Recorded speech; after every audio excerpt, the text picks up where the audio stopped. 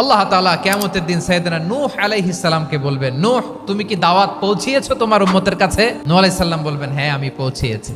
এবার নূহের উম্মতকে আল্লাহ জিজ্ঞেস করবেন, এ নূহের উম্মতেরা, তোমাদের নবী নূহ কি দাওয়াত পৌঁছিয়েছে? নূহের উম্মত বলবে, না আল্লাহ, আমাদের কাছে কোনো সতর্ককারী আসে নাই, কোনো নবী টবি আসে নাই, কোনো দাওয়াতও আমরা পাই নাই, আপনারাও চিনি নাই, জান্নাতও চিনি নাই, জাহান্নামও চিনি নাই। নূহ আলাইহিস সালাম বিপদে পড়ে যাবেন।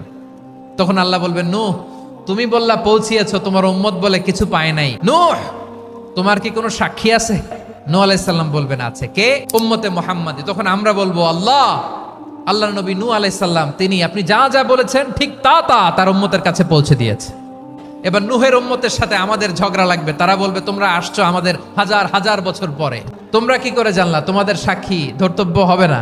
আমরা বলবো, আমাদের কোরআনে তোমাদের নবীর কথা আল্লাহ আমাদেরকে জানিয়েছেন, দিন রাত এক করে তোমাদের কাছে তিনি দাওয়াত পৌঁছেছেন। তোমরা কানের মধ্যে হাত দিয়ে রাখতা, চেহারাটা কাপড় দিয়ে ঢেকে রাখতা, আল্লাহর নবী নূহকে পিটিয়ে ছালা দিয়ে পেঁচিয়ে তোমরা পাহাড়ে রেখে আসতা, সব আমরা জানি।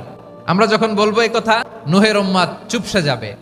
তখন আমরা সত্য বলেছি কিনা এটা আল্লাহ তাআলা জানতে চাইবে বিশ্বনবীর কাছে। তখন বিশ্বনবী আমাদের পক্ষে সাক্ষী দিবেন। আওয়াজ করে বলেন, আল্লাহু আকবার।